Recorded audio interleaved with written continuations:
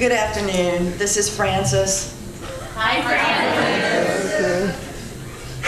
And I'm Annie. Hi, Annie. And welcome to the Saturday afternoon keynote speech. Guy Baldwin's not easy to follow. And when I said yes to this, I didn't know I was going to be following him. So Tyler and I decided it really doesn't matter what the hell we say, because, you know, Guy's already prepped you for just about anything, so we can say whatever we want to. So, who believes in angels here? Anybody here really believe in the real angels? Not just the ones you learned about in Catholic school or catechism, but actual angels? I do. I completely believe in them. And I also believe that we have angels in our community. We have a lot of angels in our community. So, Guy talked about the internet last night, so I actually went and did some research on the internet on angels and discovered that there's a lot of different kinds of angels. So I picked 4 that I want to talk about today: the seraphim, the archangels, the guardian angels, and the cherubim, which are those little fat ones with the fuzzy wings. So Kathleen likes that. So those are the ones I'm going to talk about. So just in case, for those of you that aren't in the know and didn't have a chance to go to the internet and look all this stuff up, the seraphim are the highest order of angels. They're the leaders. They're the ones that are supposed to be closest to God, the wise ones with the most knowledge and the most power. They're the ones looked to by others for answers, wisdom, and history. And then there's the archangels, which are the warriors of the group. They're the protectors and the fighters. The archangels, those are the ones that if you wanted to threaten the angelic family, that's who you'd have to go up against, are the archangels. The guardian angels, now they're the teachers and the mentors and the guides. They're the ones you would go to for answers along with the seraphim.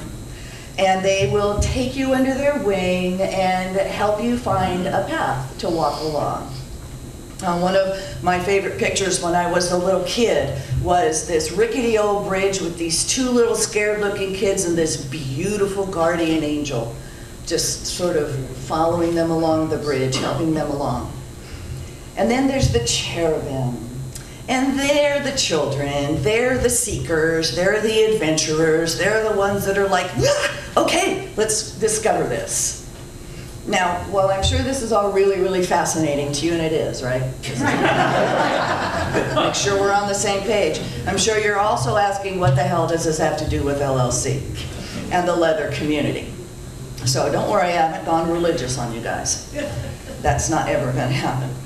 But since one of the themes of LLC is fallen angels, or lost angels actually, and it's taking place in the city of the angels, I thought it would be interesting and fun to take a look at the angels that we have in our community and categorize them. So if you bear with me, it will all eventually make some sense to you.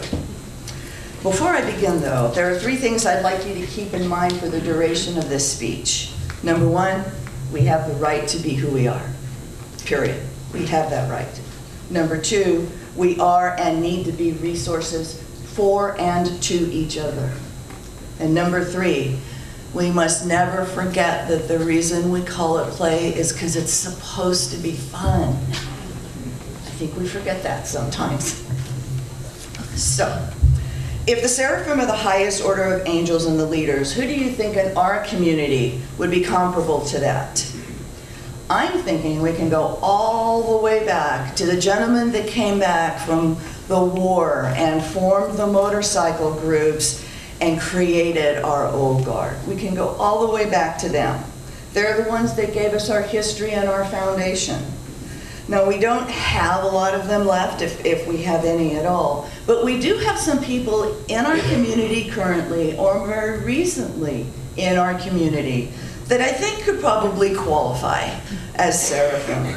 They're the ones that have helped us carry on our traditions, made sure we know our history, given us symbols to identify ourselves and each other.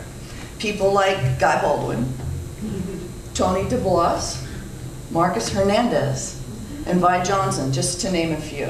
Those are our seraphim in this community. Now, the archangels of our community, the warriors, the ones that fought for and continue to fight for our rights, to be who we are and what we do, go from the beginnings of our history all the way up to the present day. They include the people that have participated in the leather contingents in the marches on Washington. They include the leather folk that fought back at Stonewall alongside the drag queens.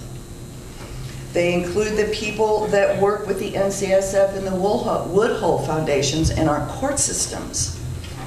They include the title holders that are willing and able to put themselves and their names out there publicly.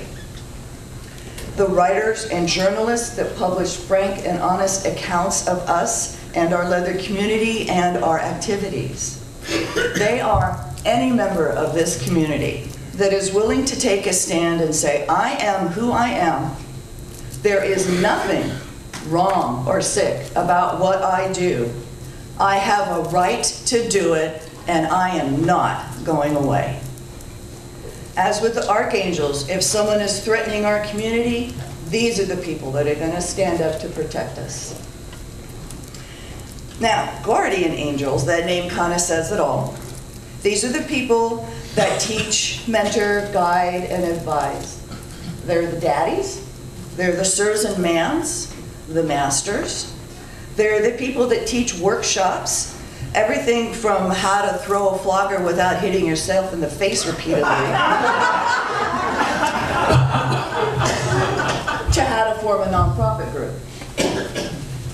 They're the people that sit on the planning committee for this conference, the speakers and the presenters.